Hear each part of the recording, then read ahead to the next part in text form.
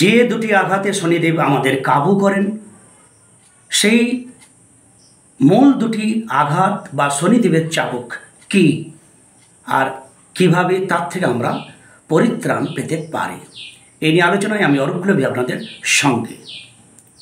যদি চ্যানেলটি এখনও সাবস্ক্রাইব না করে থাকেন বন্ধুরা, অবশ্যই সাবস্ক্রাইব করে সঙ্গে থাকবেন। শনিদেব, স্যাটার্ন, যদিও সব গ্রহই একই, সেই গ্রহরূপী জনার্দন হরি, তবু শনি রূপে তার প্রকাশ, শনি রূপে তার তেজ, শনি রূপে তার প্রভাব আমাদের জীবনে সবচেয়ে বেশি, এতে কোনো সন্দেহ নেই।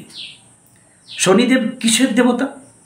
শনিদেব বা আমাদের শনি গ্রহর কথাই যদি আমরা বলি, না তিনি নিয়ম শৃঙ্খল পরায়ণতার, নিয়মানুবর্তিতার, কঠিন কঠোরভাবে চলার অধিপতি গ্রহ। আমাদের অনিয়মে চলা, আমাদের উচ্ছৃঙ্খল হয়ে যাওয়া, বেনিয়মে চলা, এ সমস্ত দেখভালের একমাত্র যদি দায়িত্ব দেওয়া হয়েছে সেটা শনিদেবকে। আমি, আপনি, রাম, শ্যাম যেই আমরা লুকিয়ে ছাপিয়েও যদি অধর্ম করি, অন্যায় করি, এমনকি মনে মন যদি কাউকে আঘাত দেওয়ারও বাসনা আমাদের মধ্যে খেলে, সেটাও শনিদেবের রাডারে সুন্দরভাবে ধরা পড়বে।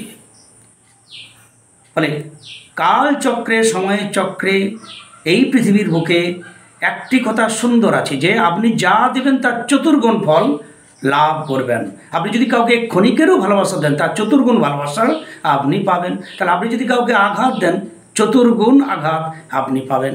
আপনি যদি কাউকে মানসিক যন্ত্রণা দেন, তাহলে চতুর্গুণ তার মানসিক যন্ত্রণার চতুর্গুণ আপনার মধ্যে ফিরে আসবে। আপনি যদি আপনার কারণে কেউ অর্থনৈতিক কষ্টে পড়ে, অর্থদণ্ড পায়, তাহলে চতুর্গুণ অর্থদণ্ড আপনি পাবেন। তাহলে আমরা কায়মনোবাক্যে যদি নিয়মে চলি তাও শনিদেবের রেডারে ধরা পড়বে, অনিয়মে চললেও, বেনিয়মে চললেও শনিদেবের রেডারে ধরা পড়বে। আজ আমি অনিয়ম করলাম, পরে 5 বছর আমি নিয়মে চললাম, ধর্ম আচরণ করলাম, কিছু তীর্থ গমন করলাম, তার 5 বছর পরে আমি আবার অধর্ম করলাম, মানুষকে কষ্ট দিলাম, পশু পাখিকে আঘাত করলাম, জ্ঞানীজন গুরুজনকে অশ্রদ্ধা করলাম। তাহলে এই যে 5 বছর ভালো, 5 বছর মন্দ, এভাবে আমি আমার জীবনটা কাটাই।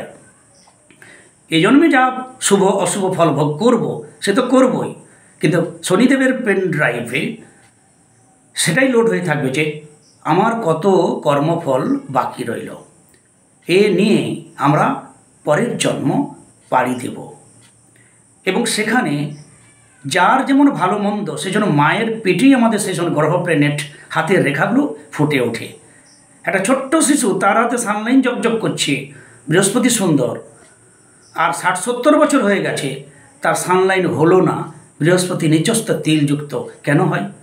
আসলে এর পিছনে আমাদের কর্মকাণ্ড। তাহলে আমরা যদি ভালো কর্ম মন্দ কর্ম পরপর করে যাই সারা জীবনে, সেই অনুযায়ী আমরা ভালো মন্দ ফল ভোগ করতে থাকি। মূলত আমাদের অনিয়ম বেনিয়ম এই সমস্তকে ধরাশায়ী করে মাটির সঙ্গে মিশিয়ে দিতে পারে শনিদেব, আর তার জন্যই শনিদেবকে এই গ্রহরূপী জনার্দন শনি রূপে এসেছেন। তাহলে আমার শনিদেবের মূলত দুটি আঘাত, এক হচ্ছে অর্থদণ্ড, অর্থ। আপনার যে অর্থ আপনি হিসাব করে হলে আপনার ভালো হবে, শনির হৃষ্ট হলে সেই অর্থ আপনি পাবেন না। আপনি ঋণ ধার করবেন, ঋণ ধার করেও সামলাতে পারবেন না, ঋণের বোঝা বাড়তে থাকবে। এই অর্থের জন্য আপনার ঘুম, আপনার সুখ শান্তি সব নষ্ট হবে। এ হেন অর্থের দণ্ড, অর্থের চাবুক শনিদেবের সব থেকে বড় জোরালো হাতিয়ার। শনিদেবের দ্বিতীয় চাবুক কি না? টেনশন, দুশ্চিন্তা, দুর্ভাবনা, মৃত্যু ভয়। আদায় সদায় সর্বদা টেনশন যুক্ত, এবং সেই টেনশন কিছুতেই কাটে না। যদি শনিদেবের দৃষ্টি কারো টেনশন আসে, তার এমন হবে কিছুই রোগ ব্যাধি সেরকম কিছু নেই, তার মনে হবে যে না, মনে হচ্ছে এই ডাক্তার ধরতে পারেনি, ও ডাক্তার ধরতে পারেনি। লাস্টে হোল বডি চেক আপ হয়ে যাবে, হোল মানে আমাদের পুরো সমগ্র পেটের ছবি হয়ে যাবে, কোনো রোগ ব্যাধি ধরা পড়বে না, তবুও তার সংশয় কাটবে না, তার মৃত্যু ভয় কাটবে না। বোধহয় আমার কিছু একটা হয়েছে, কেউ ধরতে পারেনি, আমি মনে হয় মারা যাব। হেন যারা ভুক্তভোগী ভুগছেন তারা ঘোরতর শনিদেবের দ্বিতীয় যে চাবুকের কথা বললাম তা সেই চাবুকের আঘাত সহ্য করে চলেছেন। তাহলে আমাদের দুশ্চিন্তা, দুর্ভাবনা, অর্থনৈতিক মানসিক যে চাপ, এই শনিদেবের এই দুটো চাবুকে আপনাকে ঘায়েল করেন, কাবু করেন, আমরাকে শায়েস্তা করেন এবং সর্বোপরি সোজা পথে নিয়ে আসেন। অর্থাৎ আমরাকে যদি একমাত্র সোজা পথে নিয়ে আসতে পারেন সেও শনিদেব। তিনি পরম দয়ালু, তিনি আধ্যাত্মিক, সবসময় নিজেই দক্ষিণাকালীর নাম জপ করে চলেছেন। তাহলে আমরা যদি সোজা পথে চলি, সরল পথে চলি, সত্যের পথে চলি, ধর্মপরায়ণ হই, কর্তব্য কর্ম পালনে আমরা যদি দৃঢ় প্রতিজ্ঞ হই, তাহলে ডেফিনেটলি শনিদেব আমাদের কৃপা করবেন। যদি আপনি এই দশায় ভুগছেন, অর্থদণ্ড এবং দুশ্চিন্তা দুর্ভাবনার মধ্যে ভুগছেন, তাহলে আপনার সর্বপ্রথম সর্বান্তকরণে সবথেকে বড় প্রতিকার সারেন্ডার হওয়া। বাড়ির বাইরে তুলসী বৃক্ষ, তুলসী মঞ্চ বা বাড়িতে যদি নিম গাছ থাকে সেইখানে দাঁড়িয়ে কঠোর সেই শনিদেবকে তার হৃদয়কে গলানোর জন্য কেঁদে কেঁদে প্রার্থনা করুন, হে প্রভু, জ্ঞানে অজ্ঞানে তো অনেক কর্ম করেছি, কৃপা করো প্রভু, যাব কোথায়, আমায় কৃপা করো, কৃপা করো। আর এই কষ্ট একটু কমিয়ে দাও প্রভু, আমাকে একটু শান্তি বিধান করুন এবং সৎ পথে আমাকে পরিচালিত করুন। শনিদেবের কাছে যদি আমরা সারেন্ডার হই এবং সে অনুযায়ী আমরা যদি চলি বলি, এখানে চলার মধ্যে সে অনুযায়ী চলা, আগে সারেন্ডার, আপনি হৃদয়ে সর্বান্তকরণ তার সারেন্ডার হলেন।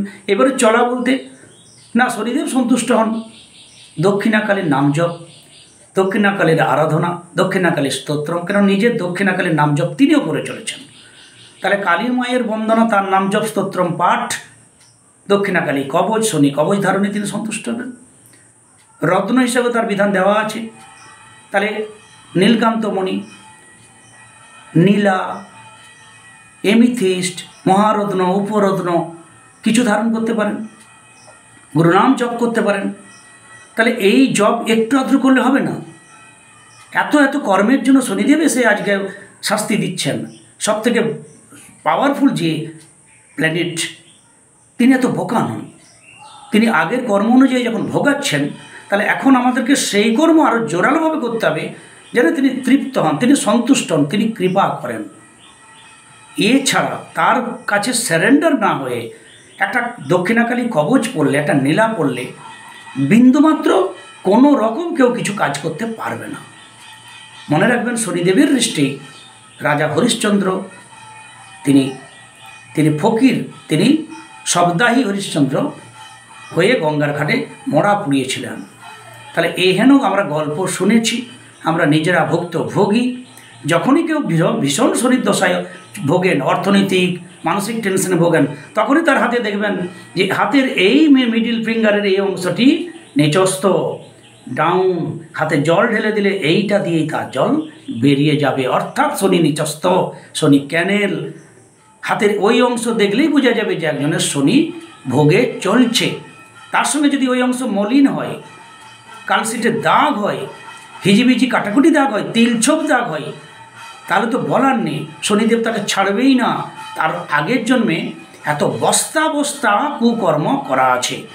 তাই আমার প্রাণের বন্ধুরা, আমি প্রতিদিন শনিদেবের উপাসনা করে চলেছি। আমারই মন্দিরের সামনে নিম গাছের বৃক্ষের তলে তার একটু উপাসনা করি, জপদান করি। আপনারাও যদি মনে করেন, নিত্য তার উপাসনা করে চলুন। শনিদেবকে ঘরে ডাকা যায় না, কিন্তু তার বাইরে তো উপাসনা করা যায়। অনেকে হলো শনিদেবকে ডাকা যায় না। আরে ভাই, কোন দেবকে ডাকা যায় না? একই গ্রহ নারায়ণ, তার বিধান অনুযায়ী যাকে ডাকা সবাইকে ডাকা যায়। সুতরাং শনিদেব সব থেকে পাওয়ারফুল প্ল্যানেট। তিনি অর্থ আর টেনশন এই দুই আঘাত আমাকে জর্জরিত করেন। বিধান বললাম, যদি আপনাদের ভালো লাগে সঙ্গে থাকবেন। সবাই ভালো থাকুন। জয় গুরু, জয় গুরু।